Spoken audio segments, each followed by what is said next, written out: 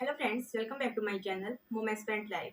आई hope आप सब अच्छे होंगे और आपकी तैयारी भी अच्छी चल रही होगी। तो जैसा कि आप सब वेट कर रहे हो आपके एस्टेट एग्जाम डेट का कि एग्जाम हमारा कब होगा, ठीक है। तो एग्जाम डेट आपकी कभी भी आ सकती है, मतलब अब आपका एग्जाम होने वाला है, ठीक है, इन 1 मंथ ओनली, ठीक है। मतलब फाइनली 1 महीना है आपके पास। 1 महीना है नहीं, 1 महीने के अंदर आपका एग्जाम कभी भी हो सकता है, ठीक है। तो अपनी तैयारी को अच्छे से करो। जो भी कुछ आपका बचा हुआ है उसको, कोई नया टॉपिक अगर बचाव भी हुआ है आपका और ये लगता है कि उसमें से क्वेश्चन आते ही आते हैं, तो उसको करो, ठीक है ना। ये नहीं है कि अभी आपको नई चीज छेड़नी नहीं है, नहीं, उसको करो, ठीक है। फटाक फटाक से अपने जो भी आपका बचा हुआ है उसको करो। और अगर आप 3-4 महीने से कंटिन्यू तैयारी कर रहे हो तो फिर आप अपने सारी चीजों का रिवीजन करो और मॉक लगाओ, ठीक है। आपके पास ये अच्छा टाइम है कि आप मॉक लगाओ और प्रैक्टिस करो, ताकि जो आपकी मिस्टेक्स जो एग्जाम में होने वाली हैं वो आप अभी अपनी मिस्टेक्स को देख सको, मौके उस मौक दे के, ठीक है ना, और उनको सॉल्यूशन उनका निकाल पाओ, और ताकि वो मिस्टेक्स आप एग्जाम में ना करो, ठीक है। दूसरी चीज, आज मैं जो हमारे टैग वर्ड्स होते हैं वो हमारे सीटेट और एसटेट दोनों में बहुत इंपॉर्टेंट होते हैं, ठीक है। सिर्फ टैग वर्ड्स के हेल्प से हम 4-5 क्वेश्चन तो ऐसे ही निकाल देते हैं सीडीपी में, और एक एक क्वेश्चन का कितना इंपॉर्टेंट रोल है ये आप जानते ही होंगे, ठीक है ना। क्योंकि हमें 90 मार्क्स लेने हैं और वही वही नहीं आते, ठीक है। 150 में से 90 मार्क्स लेने हैं जिसमें नेगेटिव मार्किंग भी नहीं है, और वही लेना कितना मुश्किल है आपको भी पता है, ठीक है। तो एक एक क्वेश्चन का कितना इंपॉर्टेंट रोल है हमारे एग्जाम में, तो वो आपको पता ही है, ठीक है। तो आज मैं टैग वर्ड्स करवाऊंगी जो नेगेटिव पॉजिटिव वर्ड्स हैं। आप अपनी एक कॉपी ले लेना, उस एक पेज पे लिखना, जहाँ भी आप सीडीपी के नोट्स बना रहे हो वहीं पे लिख लेना। अगर आपने कर लिए हैं ऑलरेडी तो वेल एंड गुड, अगर आपने नहीं किए तो आप जरूर नोट डाउन करना ये, और जरूर इनको याद रखना, ताकि जो एग्जाम में जो स्टेटमेंट है उसको अच्छे से पढ़ो, और उसमें ऐसा भी कुछ भी वर्ड दिखता है नेगेटिव दिखता है तो आपका क्वेश्चन आपका वो गलत हो जाएगा। अगर आपका वो पॉजिटिव पॉइंट दिखता है तो आप बिना ऑप्शन देखे भी आप उस क्वेश्चन को क्या कर सकते हो, सोल्व कर सकते हो, ठीक है। तो चलो चल लेते हैं, आज देख लेते हैं हमारे टैग वर्ड्स, ठीक है। सबसे पहले हम नेगेटिव वर्ड्स की बात करेंगे। अगर सबसे पहले वाला है हमारा केवल, मात्र, सिर्फ, ही, ओनली। मतलब इसमें अगर किसी क्वेश्चन में केवल, मात्र, सिर्फ, ओनली इन वर्ड्स का यूज हो तो वो हमारा क्वेश्चन रॉन्ग होगा, ठीक है। तो कैसे, मतलब जैसे हम कह देते हैं कि केवल आप इसी मेथड से इस क्वेश्चन को सोल्व कर सकते हो, ठीक है, तो वो हमारी नेगेटिव स्टेटमेंट हो गई। और अगर ये मतलब ऐसे बोल देते हैं कि सिर्फ लड़के इस काम को कर सकते हैं तो वो हमारी गलत चीज हो गई, ठीक है। तो ये वाले जो 4 वर्ड है अगर दिखते हैं तो आपको नेगेटिव होगा। दूसरा नेगेटिव वर्ड है रटना, याद करना, कंठस्थ करना, ठीक है। ये चीज हमारी क्या है, नेगेटिव है। थर्ड चीज क्या है हमारी, दंड, सजा, समस्या, बोझ, हतोत्साहित, ठीक है। तो ये हमारी क्या है, नेगेटिव। हम क्लास में ना तो दंड देंगे बच्चे को, ना सजा की बात करेंगे, ना कोई उसकी ऐसे कि ये समस्या है इसको तो सोल्व ही नहीं हो सकती, नहीं, समस्या कोई चीज ऐसी नहीं है कि जो सोल्व ना हो। मतलब एक पॉजिटिव वे में बात करनी है हमें एज ए टीचर, ठीक है ना। उसके बाद है फोर्थ नंबर पे पुस्तक केंद्रित और शिक्षक केंद्रित। मतलब एज ए टीचर बच्चे को पुस्तक केंद्रित नहीं बनने दोगे, ना ही शिक्षक केंद्रित तो हमारी वो होगी, हमारा होगा उसका पॉजिटिव पॉइंट कौन होगा, छात्र केंद्रित, ठीक है ना, यानी बाल केंद्रित, ठीक है। तो इसका पॉजिटिव ये होता है। फिर नेगेटिव है अगला, खाली स्लेट, कोरी पट्टियां।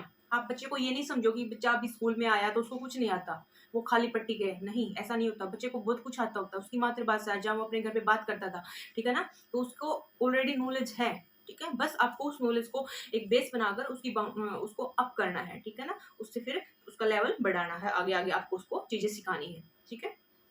तो कोई भी बच्चा खाली प्लेट, कोरी पट्टियां, किसी बच्चे के लिए इस टाइप के वर्ड यूज नहीं होंगे। लैंगिक असमानता नहीं होगी कि लड़के खेल कूद करते हैं लड़कियां खेल कूद नहीं कर सकती, तो इस टाइप की असमानता होती है जो लैंगिक, वो हमारा रॉन्ग स्टेटमेंट होगी। बच्चे के विचार, मातृभाषा, त्रुटियों को महत्व न देना, कि आप बच्चे की सोच समझ ही नहीं, मतलब बच्चे को जो विचार है बच्चा बोलना चाह रहा है उसको बोलने नहीं दे रहे हो, तो वो हमारी गलत चीज हो गई। उसकी मातृभाषा का यूज क्लास में ना करना, उसको बेस ना बनाना, उसकी ना सुनना, ये हमारे नेगेटिव पॉइंट हो गए। यानी मातृभाषा को उसका बेस बनाकर हम आगे जो बच्चे को सिखाना चाहते हैं वो सिखा सकते हैं, ठीक है। फिर एक निष्क्रिय, निष्क्रिय से नी से ही पता चल रहा है कि ऑलरेडी एक नेगेटिव वर्ड सा है, ठीक है, तो ये हो गया निष्क्रिय।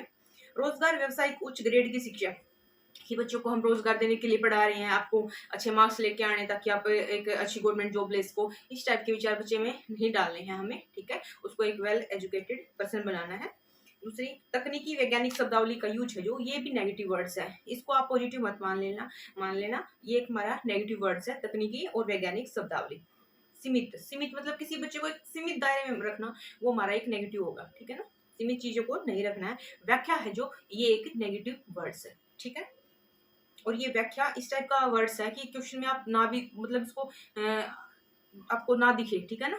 तो व्याख्या से अच्छे से क्वेश्चन में देखना अपना, अगर व्याख्या वर्ड कहीं दिखता है तो वो हमारा नेगेटिव होगा, ठीक है।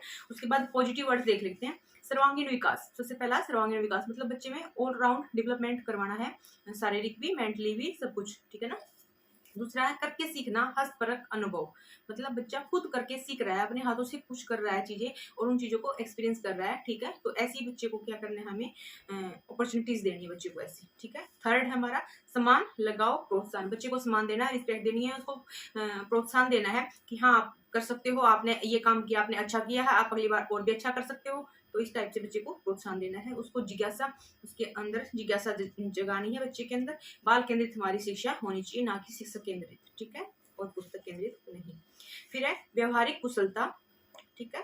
फिर है वास्तविक दैनिक जीवन से जोड़ना, बच्चे को जो उसकी रियलिटी है, उसकी जो रियल लाइफ है, जो वो अभी अपने घर से आया है या फिर आस पड़ोस से जो भी सीख के आया है, उन एक्टिविटी से बच्चे को जोड़ना और फिर आगे चीजें सिखाना, ठीक है।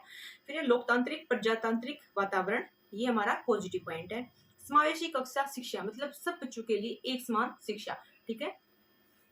दृश्य और श्रव्य सामग्री, मतलब जितना हम देखकर और सुनकर जितना भी हम सीखते हैं ना, तो वो बहुत एक अच्छा है। देखने के बाद जो चीजें हम देखते हैं ना एज ए प्रोजेक्ट, वो चीजें हम नहीं भूलते लंबे टाइम तक, ठीक है। तो इस टाइप की सामग्री सामग्री यूज करना।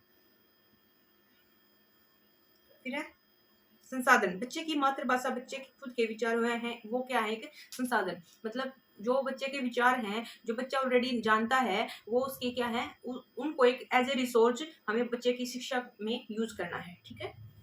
विभिन्न संदर्भों में भाषा का प्रयोग, मतलब भाषा को अलग अलग जगह पर अलग अलग तरह से यूज में करना, वो एक हमारा पॉजिटिव पॉइंट है। फिर है विभिन्न विविध गतिविधियां, बहुत सारी एक्टिविटी करना भी एक पॉजिटिव पॉइंट है, ठीक है। हमें ये जब क्वेश्चन हम सीडीपी में क्वेश्चन सोल्व करते हैं तो हमें एक एज ए टीचर सोचना है, ठीक है ना, कि आप एज ए टीचर किसी बच्चे का कितना अच्छा कर सकते हो और उस बच्चे का अच्छा करने के लिए आप क्या क्या कर सकते हो। तो इस टाइप से माइंड सेट करके आपको क्वेश्चन सोल्व करने हैं, तो 101% आपका क्वेश्चन राइट होगा, ठीक है। तो सीडीपी में थोड़ा सा माइंड से सोचना है, एज ए टीचर सोचना है, बच्चे की जहाँ बच्चे का मतलब अच्छा, बच्चा अच्छे से सीख पाए, इजीली सीख पाए, बच्चा आप पे विश्वास कर पाए, आपसे क्वेश्चन कर पाए, आपको इस टाइप से बच्चे से डील करनी है, ठीक है। तो इसी टाइप से आप बच्चे से इसी टाइप से आप अपने सीडीपी के क्वेश्चन को सोचोगे और उनको सोल्व करोगे, ठीक है। आपको वीडियो अच्छी लगी तो आप लाइक करना। Thank you so much for watching this video, thank you.